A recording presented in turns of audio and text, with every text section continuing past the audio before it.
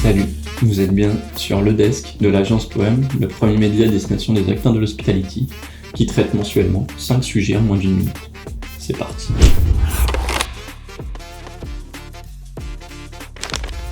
J'ai un avis très tranché sur le sujet pour être très honnête. Je pense qu'il y a 2 réponses. La première, c'est quoi ? La première, c'est de se dire, ok, l'intelligence artificielle doit nous permettre de faciliter le quotidien de nos équipes, parce que pour innover, créer, il faut se libérer du temps. Donc oui, si l'intelligence artificielle permet de faciliter les process chronophages, checker des remises listes, contrôler des inventaires, faciliter la création de fiches techniques, pour tout ça, mais 100 fois oui. Par contre, si l'intelligence artificielle est au service de l'expérience client, je mets un énorme non. L'intelligence artificielle est quelque chose de froid, l'hôtellerie est un métier de chaleur. L'intelligence artificielle ne considère pas l'humain dans son instant, alors que nos métiers est de considérer l'humain à son arrivée à l'hôtel, considérer l'esprit dans lequel il vit. L'hôtellerie est un métier d'humain à humain, pas un métier d'humain à machine. Donc un grand oui si elle sert à faciliter le quotidien de nos équipes, mais non si elle vient nourrir l'expérience client. Car je suis convaincu que nous sommes dans un métier de service et que rien ne remplacera l'humain, parce que l'humain a cette faculté de considérer les émotions à l'instant T, ce que l'intelligence artificielle ne saura jamais faire.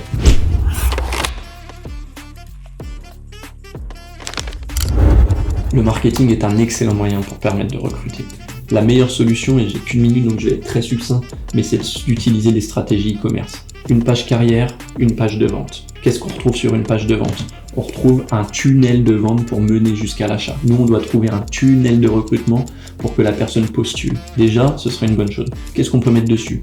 Des avis de vos collaborateurs, des profils des personnes qui sont au sein de vos équipes avec leurs profils, leurs compétences, comment ils ont évolué au sein de votre structure. Il faut des vlogs, il y a un truc qui est très utilisé aussi en e-commerce, c'est le UGC, User Generated Content. C'est quoi ? On arrête de faire parler la marque, on fait parler nos clients.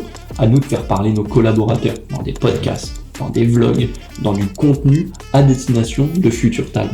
C'est un moyen hyper important déjà d'avoir des coûts réduits dans notre sourcing.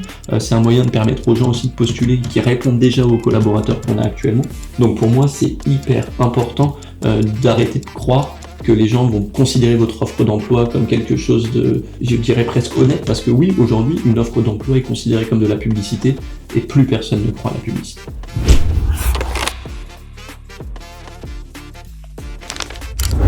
Oui, parce qu'on est dans la fin de la standardisation de l'offre. Aujourd'hui, les hôteliers rentrent de plus en plus sur des marchés de niche. On n'en peut plus de l'offre homogène où on retrouve la même piole, le même lit, la même structure, les mêmes process. Ce qu'on veut, c'est vraiment des expériences, on veut de l'authenticité, on veut de la singularité, on veut se retrouver dans un environnement qui nous correspond. Le site allemand Urlaub va même référencer 700 tours opérateurs et hôtels dans le monde qui sont sur ce marché-là. Ça veut dire quoi ? Ça veut dire qu'il y a une vraie demande. Aujourd'hui, les gens n'en peuvent plus d'aller dans des piscines, dans des spas, et que ce soit des campings ou des piscines municipales. Ce qu'on cherche, c'est du calme. Aujourd'hui, on est dans un monde où il y a une pollution sonore qui est monstrueuse et les gens ont besoin de se détendre, ont besoin d'être entourés de gens qui leur correspondent. Donc il n'y a rien de plus difficile pour un hôtelier de soigner son X clientèle pour que chaque client ne cannibalise pas l'expérience d'un autre client.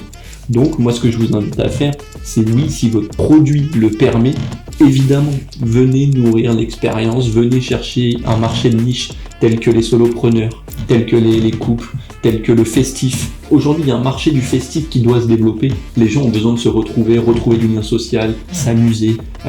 Et ça, nous, les hôteliers, on doit pouvoir le permettre. Donc oui, les enfants peuvent aller dans des hôtels, mais il doit aussi exister des hôtels sans enfants pour les couples, pour tout ce marché-là qui souhaite justement ne pas se retrouver dans un environnement qui n'est pas le sien. Donc 1000 fois oui.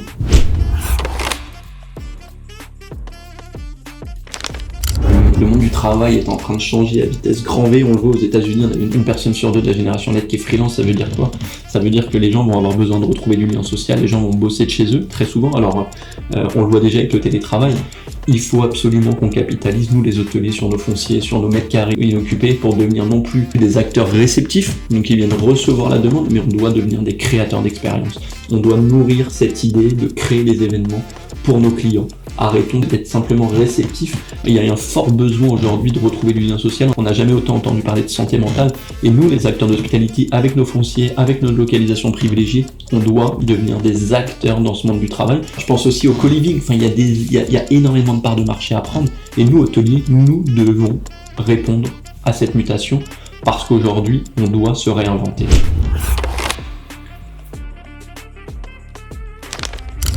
La stratégie de contenu est quelque chose d'hyper intéressant, hyper important pour l'hôtelier et que tout le monde s'y met, principalement sur Insta ou sur TikTok. Moi, ce que je vais dire aujourd'hui, c'est deux choses. C'est qu'à un moment, il faut soigner un objectif, soigner sa cible. Arrêtons de publier sans objectif, arrêtons de publier sans parler à notre cible. Pour faire ça, il faut vraiment définir un persona marketing ou des personas marketing en fonction de notre mix clientèle. Mais il faut à un moment lui passer le bon message, répondre à ses comportements, donc publier à la bonne heure. Il faut vraiment utiliser son vocabulaire, son ton de voix et lui apporter des bénéfices. Ça, c'est la première chose. Maintenant, moi, ce que j'invite tous les hôteliers à faire, c'est d'exploiter des canaux de communication qui sont peu utilisés par les hôteliers, et je pense à YouTube. YouTube, c'est quoi? C'est le deuxième moteur de recherche après Google. 50% des gens, quasiment, donc c'est-à-dire que 50% des gens sont capables d'aller sur YouTube chercher de l'information. Comment est-ce que nous, à travers la vidéo, on est capable de nourrir notre expérience, nourrir notre commercialisation? Et ce que je dirais aussi, c'est mettez en place des stratégies omnicanal et non cross-canal. Arrêtez de dupliquer vos contenus, faites en sorte que vos contenus soient complémentaires. C'est hyper important. D'une plateforme à l'autre, il faut que chaque personne qui vienne d'un réseau social n'ait pas la même information et vienne se nourrir d'une nouvelle information pour venir mûrir sa réflexion d'achat et puisse venir ensuite réserver chez lui. Le gros avantage aussi de ce contenu, c'est de faciliter, c'est d'encourager la réservation en direct. Aujourd'hui, il faut absolument que les gens comprennent qu'il faut réserver en direct, et ça passe par vos stratégies de contenu en mettant des liens de redirection.